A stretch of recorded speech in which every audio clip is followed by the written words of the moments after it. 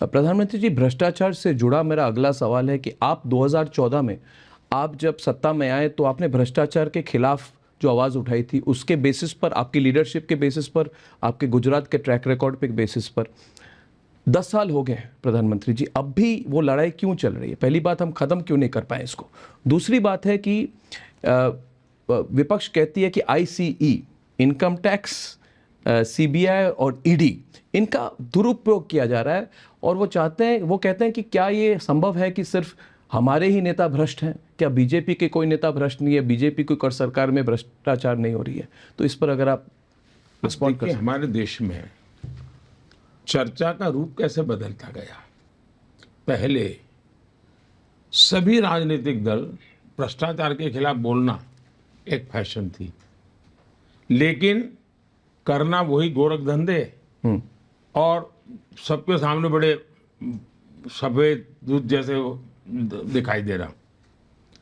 जब से मैं आया हूं तो पोल खुलने लगी है कि ये जो बहुत बड़ी बड़ी बातें करते थे उन्हीं के हाथ पैर में गड़बड़ है।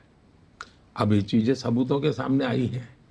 अब उनको लगा है कि हम भी जो उपदेश देते हैं भ्रष्टाचार खत्म होना चाहिए, अब दे नहीं पाएंगे, तो उनका बोलना बंद हुआ तो उनको लगता है कि यार पहले तो हम भी भ्रष्टाचार को गाली दे करके अपनी वो कर लेते थे, अब वो कर नहीं पा रहे हैं।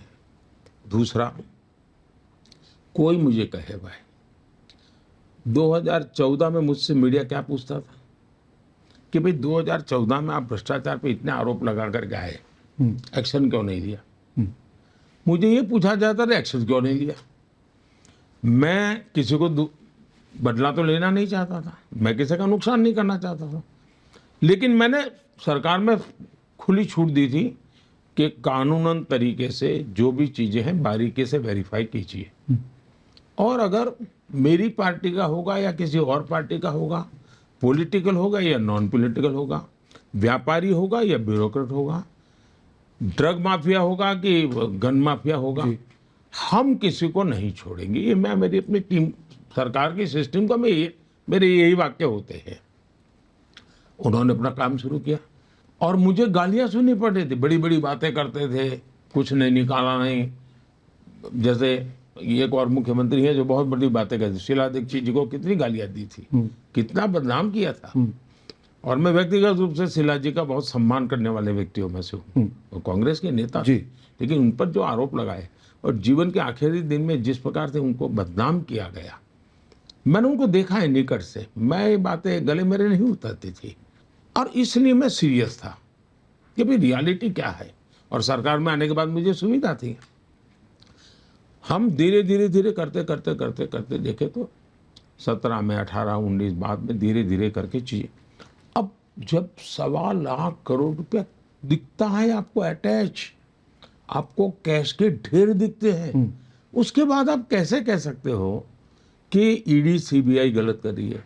मान लीजिए पुलिस वाले ने किसी को खून से रंगे हुए चाकू के साथ पकड़ा, फिर आप कहेंगे कि ये पुलिस गलत है, गलत आदमी को पकड़ा है, कैसे गले उतरेगा जी?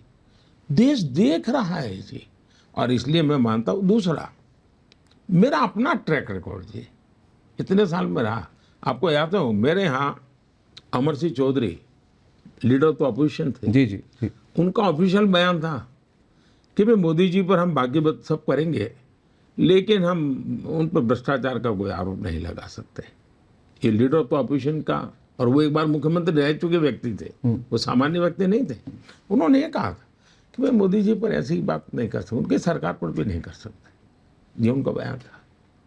एक बार गुजरात कांग्रेस के नेताओं ने मुझ पर आरोप लगाया कि मोदी के पास 250 पैर कपड़े हैं। तो उसी दिन मेरी एक पब्लिक मीटिंग थी तो मैं पब्लिक मीटिंग में मैंने बोला, मैंने कहा मेरा सुना है कि हमारे कांग्रेस के मित्रों ने मुझ पर आरोप लगाया है कि मेरे पास 250 पैर कपड़े हैं। मैंने कहा उसमें या तो 2 गलत है या 5 गलत है, लेकिन चलो मान लीजिए, मैं तो कहता हूँ, मैं पब्लिकली कहता हूँ कि भाई ठीक है, चलो उन्होंने कहा तो मान लेता हूँ मेरे पास 250 पैर कपड़े हैं। अब आप मुझे बताइए कि आपको कैसा मुख्यमंत्री चाहिए जिसके दामाद के पास 250 एकड़ लोगों की दबाई हुई जमीन है, वो मुख्यमंत्री चाहिए कि 250 पैर कपड़े वाला चाहिए? आपको 250 करोड़ रुपया विदेशी बैंक में जमा किया हुआ किसी रिश्तेदार का, वो मुख्यमंत्री चाहिए कि 250 कपड़ों वाले? पब्लिक बोल रही थी हमें 250 कपड़े वाला मुख्यमंत्री चाहिए। तब से as far as Gujarat is concern, Congress के Nobody can लोगों question ने मुझ पे ऐसे आरोप लगाने की गलती नहीं की। तो तीसरे कार्यकाल में ये भ्रष्ट जो हैं, जिन पर कार्रवाई चल रही है और जो है अभी भी जिन पर हुई नहीं है, उनके लिए क्या मैसेज है आपका? ऐसा है, मेरा मैसेज मेरी सरकार का एक विजन स्टेटमेंट होता है। मेरा मैसेज मेरे व्यक्तिगत वैल्यूज से जुड़ा होता है। मेरा मैसेज मेरे कमिटमेंट से जुड़ा होता है। और इन तीनों विषय में मेरा एक कमिटमेंट है कि मेरे देश में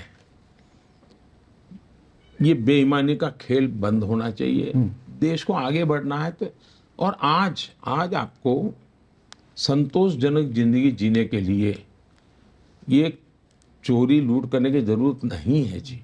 अब देखिए काला बाजारी धीरे धीरे वो विषय खत्म हो रहा है। इरेलीवेंट हो रही जी। लगभग, वरना आज से 20 साल पहले 15 साल पहले काला बाजारी आती थी। जी जी जी। अब बहुत रेयर केस में कभी काला बाजारी की बात आती है।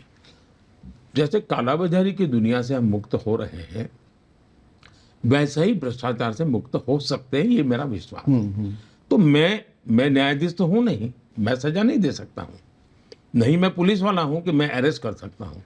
मैं सरकार को सूचना दे सकता हूं कि मेरी सरकार है, उसका करप्शन के विषय में जीरो टॉलरेंस है। Zero compromise. Zero tolerance. Compromise का तो सवाल ही नहीं होता। मेरे दरवाजे पर दस्तक नहीं दे सकता है कोई कॉम्प्रोमाइज के लिए। लेकिन एक तो पहलू ये हो गया, लेकिन दूसरा आपको मेहनत करके सॉल्यूशन भी देने पड़ते हैं। जी जी जी। सिर्फ मैं उपदेश दूं और डंडा चलाते रहे लोग, हमारी सरकार वाले, इससे नहीं चलता है। जैसे हमने डायरेक्ट बेनिफिट ट्रांसफर करीब 35-40 लाख करोड़ रुपया डायरेक्ट बेनिफिट ट्रांसफर में गया। अब ये 35-40 लाख करोड़ रुपया, अगर राजीव गांधी ने जो कहा था 1 रुपया जाता है 15 पैसे पहुंचता है, तो 40 लाख करोड़ का क्या हुआ होता भाई? शायद 30 करोड़ तो निकल नमक जितना भी नहीं पहुंचा होता। आज वो पूरा का पूरा पहुंच, 1 रुपया निकलता है 100 पैसा पहुंचता है। लेकिन रातों रात नहीं हुआ है जी। मुझे जनधन अकाउंट खोलने के लिए मैं हर दूसरे दिन बैंकों के साथ वीडियो कॉन्फ्रेंस करता था, मेरे अफसरों की मीटिंग करता था कि गरीब का बैंक अकाउंट खुला के नहीं। फिर आधार भी देखिए इतनी पवित्र चीज, और सभी सरकारों ने कैसे उसके साथ जुड़ी हुई थी। लेकिन जब मेरी सरकार आगे बढ़ने लगी, सुप्रीम कोर्ट में ऐसे अड़ंगे डाले, भांति उन्हीं लोगों ने डाले, पॉलिटिकल पार्टी के लोगों ने डाले।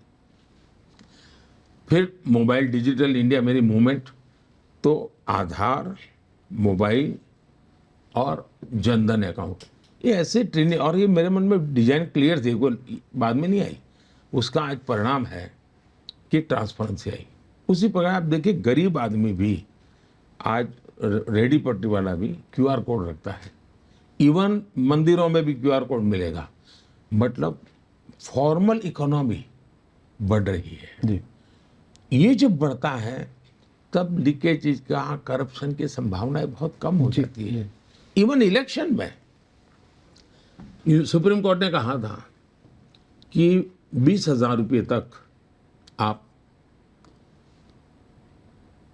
ले सकते कैश। मैंने कानून बनाकर इसको शायद 2,500 कर दिया, 2,000 2,500 कर दिया। क्यों भी कैश मैंने कम किया। फिर मैंने 2,000 के नोट खत्म कर दी, 1,000 के नोट खत्म कर दी। ये क्यों किया कि जो नोटों के बंडलों का खेल चल रहा है वो मुझे बंद करना है। यानी एक के बाद एक मैं कदम भी ले रहा हूं पॉजिटिवली। तीसरा विषय है जैम पोर्टल मेरा गवर्नमेंट का। गवर्नमेंट को लाखों रुपए की चीजें खरीदनी पड़ती है, लाखों करोड़ की खरीदनी पड़ती है, वो अब जैम पोर्टल पे है। गरीब से गरीब आदमी अपनी एक चीज सरकार को भेज सकता है जी। कोई टेंडर की ये ओपन है, सब चीजें ओपन है, सारे चीजें ऑनलाइन ऑक्शन होने लगी। तो ट्रांसपेरेंसी इतनी आई है, तो सरकार ने भी पॉजिटिव चीजों पर जितना ज्यादा बल मिले दे सकते हैं, देना चाहिए। तो हम दोनों तरफ काम कर रहे हैं। जी जी जी।